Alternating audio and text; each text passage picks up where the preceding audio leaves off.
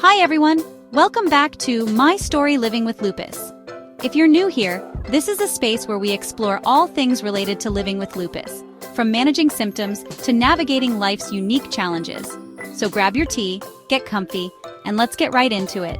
Today I want to dive into a topic that isn't talked about nearly enough: the connection between lupus and fibroids. Now you might be thinking, lupus and fibroids? What's the connection?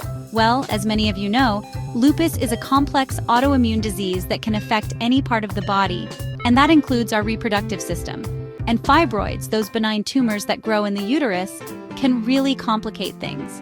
So if you're ready to learn more about how these two conditions intertwine and what you can do about it, stick around. This video is for you. Let's start by talking about something called antiphospholipid antibodies, or APAs. These are a type of antibody that some people with lupus produce. Antibodies are usually our body's little defenders, right? But in the case of APAs, they can actually cause blood to clot more easily than it should. Now, why do we care about blood clots when it comes to fibroids? Well, APAs can affect menstrual bleeding, often making it heavier and longer. And if you already have fibroids, which can also cause heavy bleeding, well, you can imagine how this can quickly become a very uncomfortable and worrisome situation. Imagine this. You're already dealing with the fatigue and joint pain that often comes with lupus, and then you add in these incredibly heavy periods. It can be incredibly draining, both physically and emotionally. It can make it difficult to work, to socialize, to do the things you love. But here's the good news. Knowing about APAs is half the battle. If you have lupus and you're experiencing heavy periods, especially if you also have fibroids, it's crucial to talk to your doctor about getting tested for APAs. Early detection can make a world of difference in managing your symptoms. There are treatments available, like blood thinners, that can help prevent these clots from forming and reduce the severity of your periods. It's about finding what works best for you and your body. Let's talk pain, because let's face it, pain is a language we all understand, especially those of us living with lupus. Now, fibroids themselves can be quite the troublemakers when it comes to pain. They can cause those awful cramps, that heavy feeling in your pelvis, and even pain during sex. But here's where things get tricky. Lupus can sometimes amplify these symptoms. Imagine it like this. You have a simmering pot of discomfort from the fibroids, and then lupus flares up, turning up the heat and making everything so much more intense. And it's not just the pain itself, it's the unpredictability of it all. You never know when a flare-up will hit or how bad it will be. It's like walking on eggshells in your own body. One day you might feel fine, and the next you're doubled over in pain, wondering how you're going to get through the day. But here's the thing. You don't have to suffer in silence. There are ways to manage this pain. Talk to your doctor about your symptoms, both from the lupus and the fibroids. They can help you find a pain management plan that works for you, whether it's medication, physical therapy, or alternative therapies like acupuncture. And remember, self-care is crucial. Listen to your body. Rest when you need to. Don't be afraid to ask for help when you need it. You are not alone in this journey. Chapter 3. Hormones, the double-edged sword. Let's be honest, hormones can be a bit like that friend who means well but sometimes just doesn't know when to quit. And when it comes to lupus and fibroids, hormones can be a real double-edged sword. You see, lupus symptoms are often influenced by hormone levels, especially during our menstrual cycles. Estrogen in particular can be a bit of a troublemaker.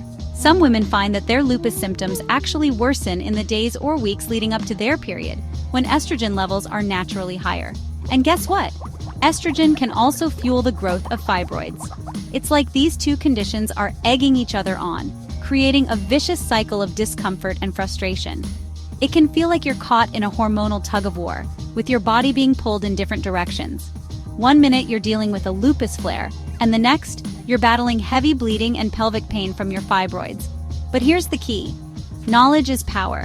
By understanding how hormones impact both lupus and fibroids, you can start to take control of your health. Talk to your doctor about hormone testing. They might recommend things like hormonal birth control to help regulate your cycle and potentially ease symptoms from both conditions. Remember, it's all about finding the right balance for your body. Don't hesitate to advocate for yourself and work with your healthcare provider to find solutions that work for you. Chapter 4. Abnormal vaginal bleeding, when to seek help. Let's talk about something that can be a bit well, personal, but it's important: vaginal bleeding. Now, we all know that periods can be a pain, literally, but for those of us with lupus, especially systemic lupus erythematosus, abnormal vaginal bleeding can be a real concern. And if fibroids decide to join the party, well, it can get even more complicated. Imagine this: you're already dealing with irregular periods, maybe spotting between cycles or having unusually heavy flow, and then the fibroids step in, amplifying these symptoms. It can be alarming, to say the least. Suddenly, you're changing your tampon or pad every hour, feeling anxious and wondering what's going on inside your body. And trust me, I've been there. It's not a fun place to be. But here's the good news: you don't have to navigate this alone. If you're experiencing any kind of abnormal vaginal bleeding, whether it's heavy flow, irregular cycles, or bleeding between periods, it's crucial to talk to your doctor. They can help determine the cause, which could be related to lupus, fibroids, or a combination of factors. And once you know the cause, you can start exploring treatment options. It might be medication, lifestyle changes, or in some cases, procedures to address the fibroids. The most important thing is to listen to your body and seek help when something feels off. Early detection and treatment are key to managing both lupus and fibroids effectively. Chapter 5: Reproductive Health: Navigating the Journey with Lupus and Fibroids. Let's have a heart-to-heart about something that's often overlooked when we talk about lupus and fibroids' reproductive health. Lupus can impact reproductive health in many ways, from early puberty to increased risk of gynecological conditions. And yes, you guessed it, fibroids are one of them. It can feel like a lot to process, especially if you're thinking about starting a family. You might be worried about how lupus will affect your fertility, whether it's safe to get pregnant, or how you'll manage both conditions during pregnancy. And then there's the added layer of fibroids. Will they impact your ability to conceive? Will they cause complications during pregnancy? These are all valid concerns, and it's important to address them openly and honestly with your healthcare provider. But here's the thing: having lupus or fibroids doesn't mean you can't have a healthy and fulfilling reproductive journey. It might require some extra planning, careful monitoring, and a strong support system, but it's definitely possible. Talk to your doctor about your family planning goals.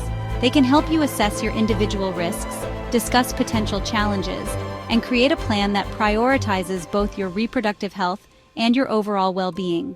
Remember, knowledge is power. The more you understand about how lupus and fibroids can impact your reproductive health, the more empowered you'll be to make informed decisions about your body and your future. Living with lupus and fibroids can feel like a balancing act, but you're not alone. Understanding how these conditions are connected is the first step in taking control of your health. If you've experienced this or have tips to share, let's keep the conversation going in the comments below. Don't forget to like, share, and subscribe for more videos on living with lupus. Sharing is caring, and you never know who might benefit from this information. Your experience could be the support someone else needs to feel seen and heard. Until next time, take care of yourselves.